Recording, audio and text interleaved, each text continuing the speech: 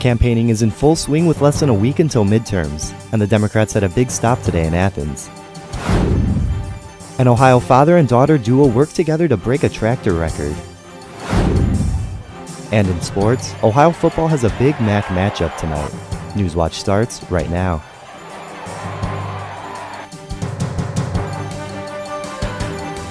Broadcasting live from WOUB TV in Athens, this is Newswatch.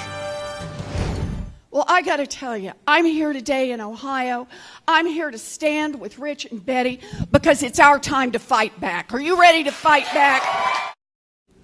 With a tight race for governor, Senator Elizabeth Warren is campaigning for Richard Cordray and Betty Sutton in Ohio today. Good evening, I'm Ben Schwartz. Thanks for joining us. Democratic candidate Richard Cordray is facing Republican Mike DeWine in the 2018 election. As of right now, Cordray is leading the way, up 2.7 points over DeWine. Cordray has 45% of voters on his side, while DeWine has 42.3%. Cordray is ahead, but within the margin of error. This means the race is so close that the polls could be wrong and DeWine could actually be leading. Richard Cordray and Elizabeth Warren, among others, come to Athens in support of Cordray in race for governor. Plenty of cheers and excitement greet Elizabeth Warren during a rally at Ohio University. Warren is here campaigning for fellow Democrat and gubernatorial candidate Richard Cordray, who's hoping her visit fires up the room full of young voters. Because I do think while voting is important, it is nice to showcase, hey, we're all excited, we're here. Because I do think, psychologically that does help the process, especially in a state like Ohio where it can go either way. So I think it's really important to show other people that, hey, we care, you should care too. Democrats are banking on young voters like these to help turn the tide to blue in Ohio. Republicans right now control the House of Representatives, control the Senate, control the White House. Here in Ohio, control the state legislature, control the governor's office. They got it. I got news for them. 5 more days. 5 more days until the citizens have the final say in this pivotal midterm election. Back in 2009, these two candidates ran for Attorney General, and DeWine won with 48% of the vote compared to Cordray's 46%. Kentucky's chief election officer is predicting at least 46% of registered voters will cast ballots. Democratic Secretary of State Allison Lundergan Grimes says the projection is in line with previous midterm election cycles. She says absentee ballots cast and issued are also slightly ahead at this point in the previous midterm election. Some say the high number of registered voters and early voters is due to the diversity of candidates. Among the record number of women running for office this year is a woman who says Donald Trump sexually harassed her more than a decade ago. Democrat Rachel Crooks is a first-time candidate trying to win a seat in Ohio's legislature. The former Trump Tower receptionist says she met Trump in 2006 and he kissed her, quote, directly on the mouth, against her will. Trump denied the accusations when they surfaced a month before he won the presidency.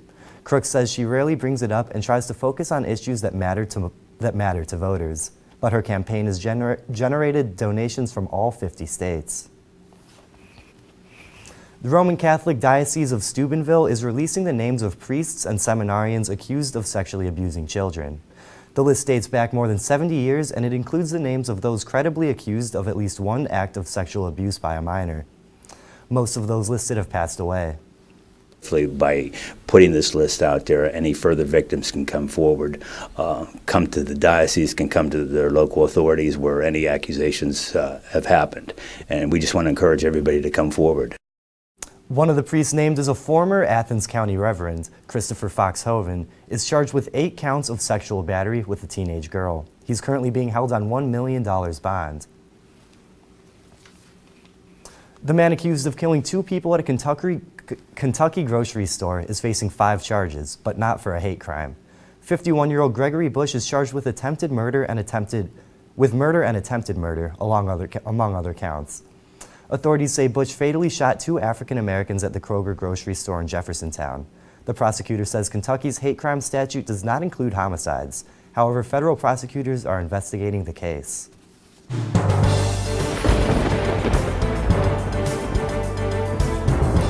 Welcome to the Newswatch Weather Center. I'm forecaster Michaela Gress. Happy November, folks. We started out the day today with mid-60 temperatures, and we did have a little bit of wind in the picture, but let's take a look at where we are right now. We're sitting at 64 degrees, warmer temperatures. It is very cloudy out, and those winds are coming out of the south-southwest at 10 miles an hour. So overall, it's a very nice evening out there right now, so make sure you go outside and enjoy it.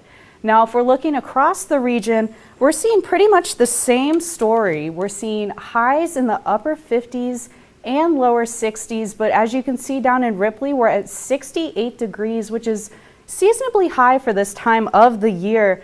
So overall, nice evening. As I said, these temperatures will begin to trickle off though, as we do have rain coming into the forecast, but Ben, I don't know, but I think that we will be in time. The rain will move out just in time for Dad's weekend. I hope it does. Thanks, Michaela.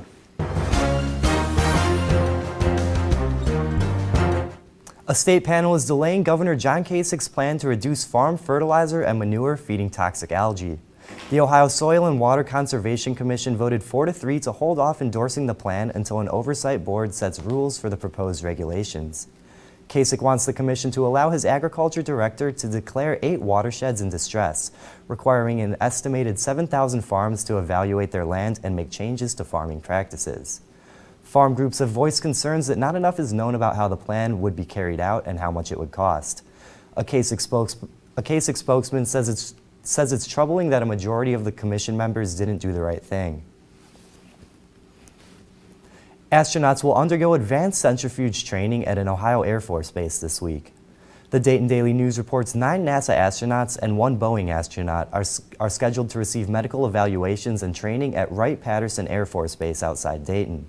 The astronauts are being trained to launch into low Earth orbit on Boeing's CST-100 Starliner and SpaceX's Crew Dragon capsules.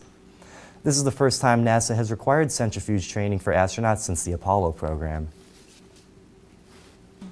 The effects of the trade tariffs are not slowing down how it could affect you after midterm elections. Plus, there's a record-breaking tractor right here in Ohio. These stories and more when Newswatch returns.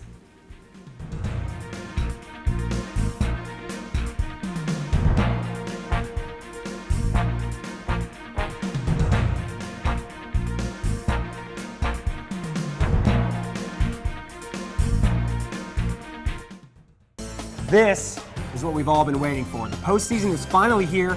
Many teams that made it this far are ready to rock. Yeah, it's win or go home for the guys on the gridiron, but Gridiron Glory still has a few more weeks before we end our season. Yeah, we'll have you covered through week 13, and there's still football to be played until then. Our social media team will have you covered. Twitter, Facebook, Snapchat, and YouTube content will keep you up to date.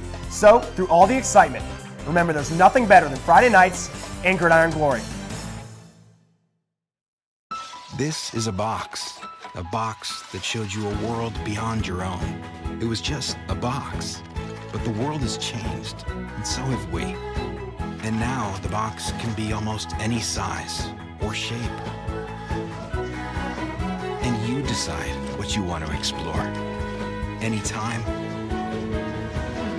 any place. Break out of the box with PBS.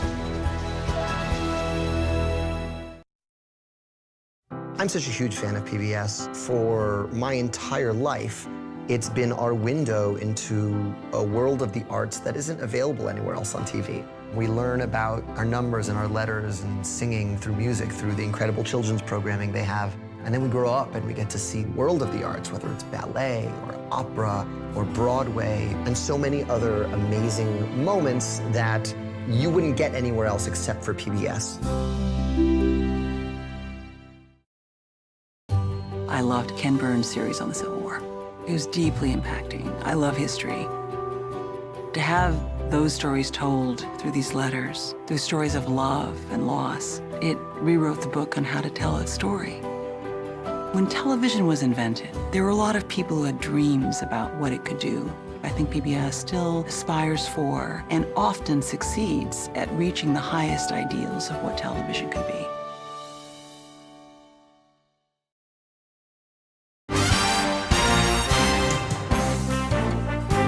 President Trump tweeted that he spoke to China's president Thursday about trade between the two nations. But as Omar Jimenez reports, the effects of the ongoing tariffs have shown no signs of slowing down, and it could have an even bigger impact on U.S. consumers, manufacturers, and farmers after the midterms.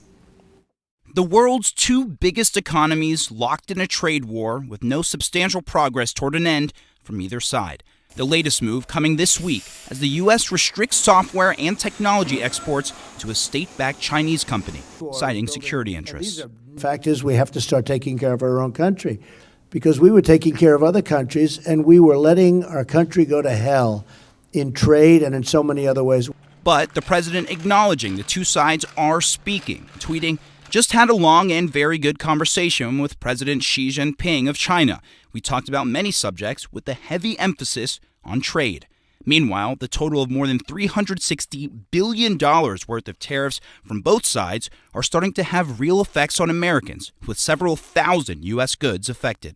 Among them, soybeans. It's a matter of concern when your largest soybean export customer is having negotiations with your government.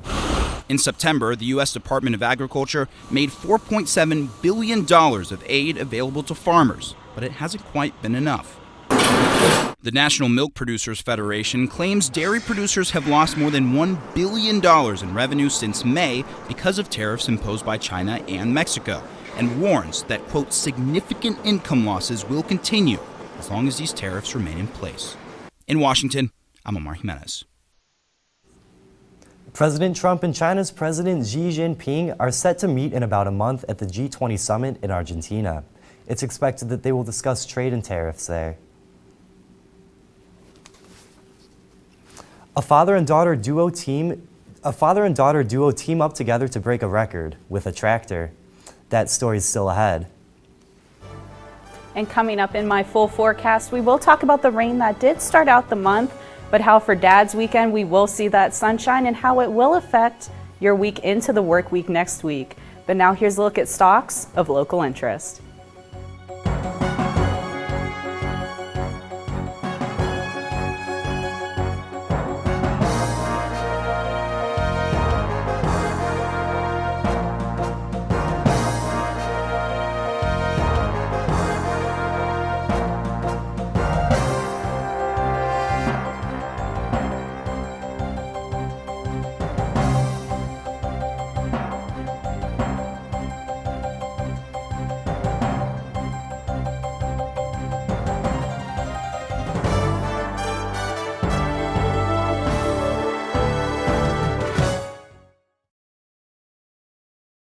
Member-supported public television. Your contribution keeps WOUB available in your community. Become a member with a gift of $60 or more for access to stream more than 1,000 of your favorite PBS programs through WOUB Passport. Programs like Nature, Sherlock, and all episodes of Downton Abbey and Victoria. Pledge now at woub.org. And thank you.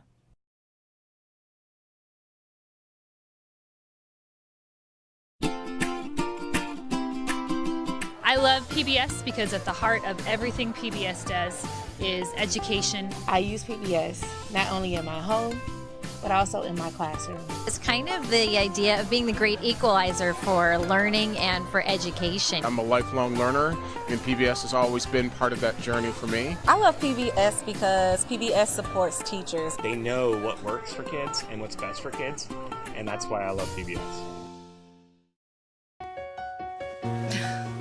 What are you doing? Possibilities. Your day is filled with them. Reach up, energy in the fingertips, collapse. TV, play Downton Abbey. And PBS helps everyone discover theirs.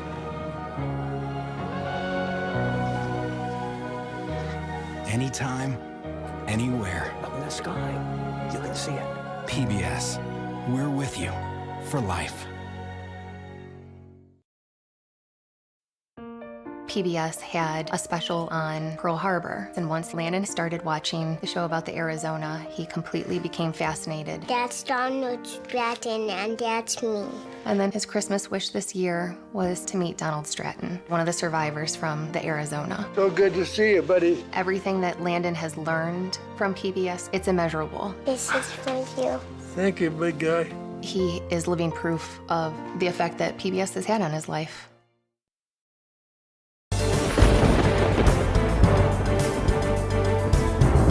Welcome to the Newswatch Weather Center. I'm forecaster Michaela Gress. Now, we welcomed in November today with milder temperatures and a little bit of rain, but it won't stick around for too long. Let's take a look at what we're currently seeing. We're seeing 64 degrees with those warmer conditions. It is a little bit cloudy outside, overcast conditions. So overall, it is a pretty mild evening as of right now. Now, as we look across the region, we're seeing pretty much the same story. We're seeing those 50s and upper 60s, and down in Ripley, we're seeing 68 degrees, which is a little bit over what we should be seeing during this time of the year, but overall, beautiful conditions outside. So if you do have any plans, right now would be the time to go and do them. Now, as we're looking, we're seeing right now we're under a flood watch, and this is because over the past couple of days, we have seen those rainy-like conditions. So this watch will be in effect until 2 a.m. tomorrow, but not to worry, there isn't much more rain that is supposed to come through the area. It's just little spickles there, here and there. Now, as we look at why this is, we're seeing this low pressure system sitting off towards the southwest part of Indiana. And as we look, it's bringing all that precipitation with it. Now, into tonight, it's going to push its way up towards the northeastern part of Ohio, so it will stay around a little bit. So if you do have any evening plans tonight a little after 9 o'clock, maybe have that umbrella with you because that precip will make its way through the area rather quickly. Now, as we look at tomorrow, we see that low pressure system will push up into New York, but you do see a little bit of precipitation in Ohio still lingering around. So that is why tomorrow afternoon we do see the potential for a little bit of rain, but nothing to be too concerned about. Now, as we look at tonight across the region, we're seeing those 40-degree temperatures, so it will be a colder night out tonight. Make sure you have that jacket with you.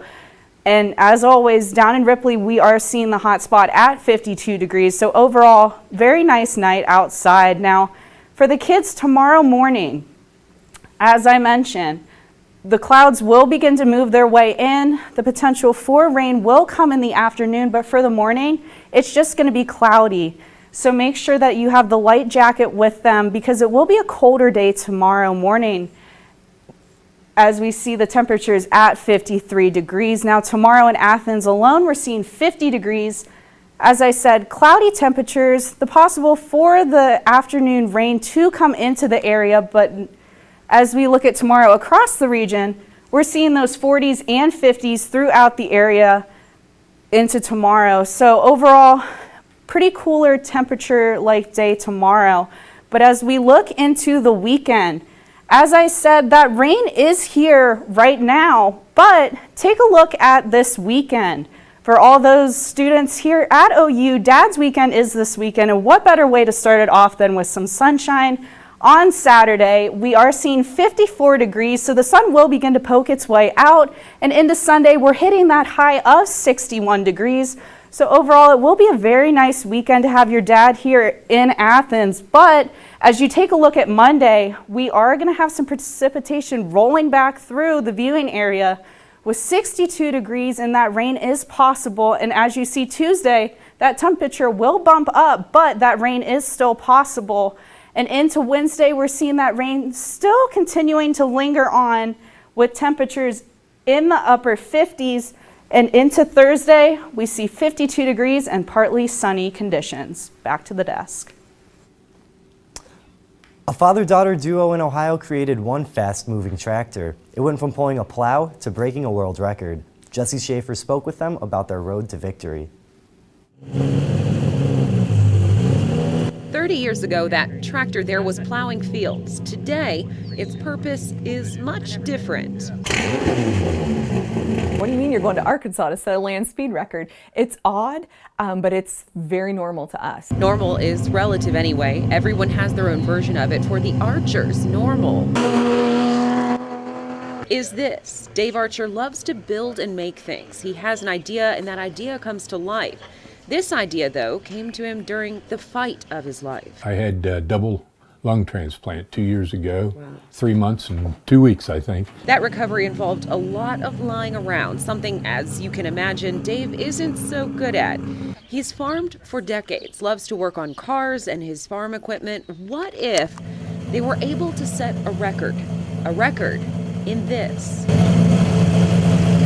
He approached me about being the driver. This is Dave's daughter, Kathy. She wasn't so keen on the idea at first, but much like her father, she isn't known to back down from a challenge. I thought he was nuts, and he thought I was nuts for not saying yes, you know, and we said, yeah, let's do it. And that was that. Okay, first step, research. Turns out the official land speed record on a tractor on the books was 96 miles per hour, set back in 2015.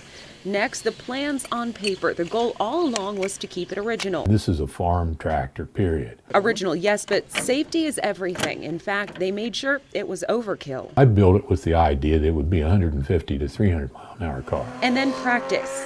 Kathy was able to hit top speeds of around 20 to 30 miles per hour in front of her family home, and that was it until Arkansas. The East Coast Timing Association hosts several events here every year. Could they beat 96 miles per hour? Pass one, Kathy says, wasn't so great. Don't give up. Don't let up. Just keep going and see what happens. Pass two, better. Pass three, beat that world record and beat it by a long shot. 106 miles per hour. And keep in mind, the only practice this family had was in front of their home. Let's try one more time. Let's just do one more pass. If we don't get past 106, 106 stands. We're not going to lose anything by trying one more time. Pass four. And 108.5, you know, and so then everyone was more excited. We were overjoyed. Not only did we beat the record, but we smashed the record. And just like that, this family is a family that has gone from recovery to record holding. And as far as that record goes, records are made to be broken. Dave says this is just the beginning. In Marietta, I'm Jesse Schaefer, 13 News, working for you. Let's head over to Tyler Corbett to see what's happening in sports. What's going on, everybody? I'm Tyler Corbett. And Ohio's field hockey MAC tournament just got started. We're going to let you know how the Bobbies did.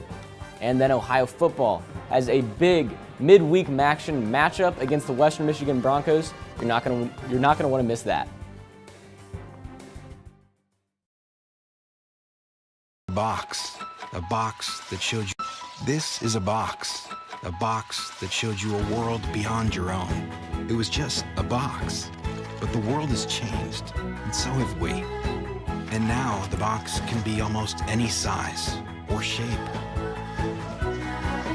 And you decide what you want to explore. Anytime, any place. Break out of the box with PBS.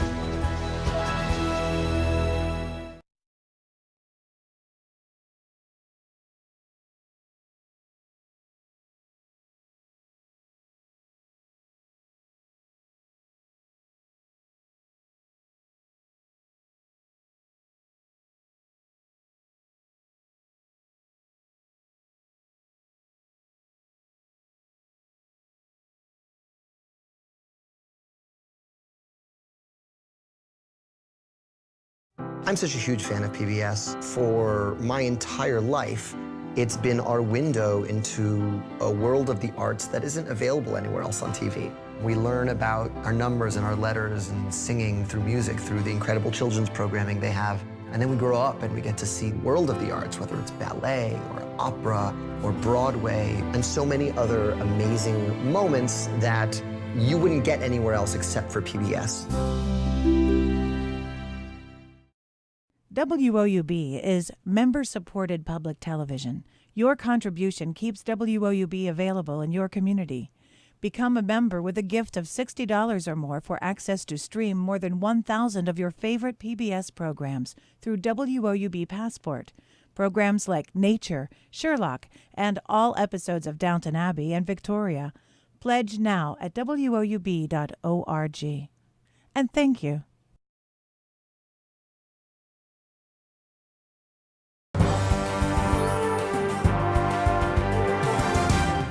Welcome back. I'm Tyler Corbett. Field hockey's head coach, Allie Johnstone, She was coaching in her first ever postseason game today, and it ended in a win. The 5th-seeded Bobcats shut out the 4th seed Ball State to score a first-round upset. Ohio scored 4 first-half goals, held on in the second half, and won 4-0. Ohio had 2 goals from Jillian Shive, 1 from Ashley Wilbur, and 1 from Karen Baker. Ball State only attempted 1 shot all game, and now Ohio plays Miami tomorrow at 11:30 in the morning. And Ohio football has a big game tonight, and it's going down in just a few minutes in Kalamazoo, Michigan. The Bobcats are taking on Western Michigan for the first time since losing the 2016 MAC championship game to the Broncos. The game is going to fall on the shoulders of Ohio's quarterback Nathan Rourke, who after his slow start has been the team's star, and now his arms and legs will be needed for a win.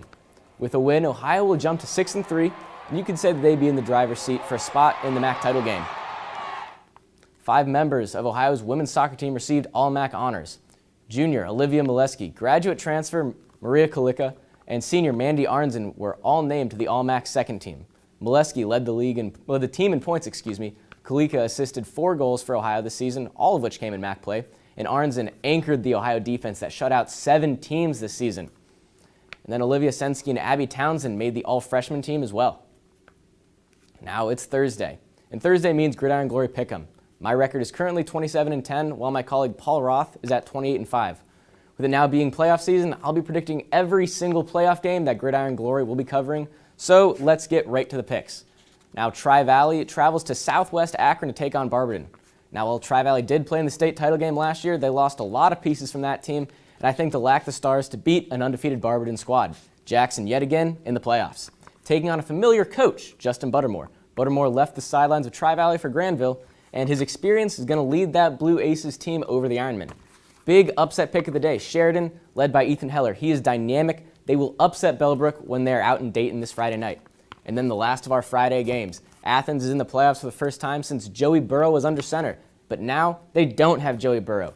Hartley, they're going to win this one big. And in a 4-5 game, Hillsborough is going to pull out a close win over Eastmoor Academy. Now to Saturday games. Trimble has been dominating teams in the regular season, and it will continue in the postseason. Braden Belleville, he will not let his team lose in the first round. I'll take Waterford. Lastly, John Glenn. They are battle-tested. Indian Valley, they're not. Therefore, I'm saying the Little Muskies score a minor upset. And the New Look Cavs, we're looking for their first win in the post-LeBron James era, and what better team to do it against than the Atlanta Hawks, an old foe of the Cavs. And let's just get with the highlights. Chetty Osmond finds Rodney Hood, slams it on a man. We're going to have a second look at that. Rodney Hood was a nuisance all night to the Hawks. Rodney Hood, again, for 3. When he's hot, he's on fire. And then Sam Upperdecker would slam it down to put the Cavs up. And Rodney Hood, what couldn't he do last night? Bucket and the foul. He's rolling.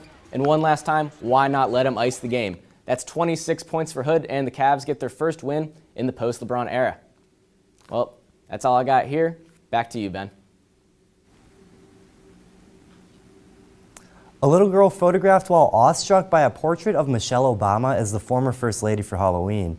The picture of little Parker Curry transfixed by the painting went viral earlier this year and charmed the world. When Alicia Welsh of Magnolia Lake Children's Clothing saw the image, she decided to make a matching dress for Parker. The 3-year-old wore the dress trick-or-treating Wednesday night. Now, welcome back. Now tonight we're seeing those 40s and 50s for most of the viewing area, so make sure you have a jacket with you if you do plan on going out. Now tomorrow in Athens, we're seeing 50 degrees. It will be cloudy, and there is that possibility for PM rain. But as we look into this weekend, we're seeing those nice temperatures just in time for Dad's weekend here at OU. Back to the desk. And that does it for our broadcast this evening. Thanks for watching. I'm Ben Schwartz. Stay tuned for the PBS NewsHour coming up next. And remember, you can find the latest news anytime at WOUB.org. Have a great night.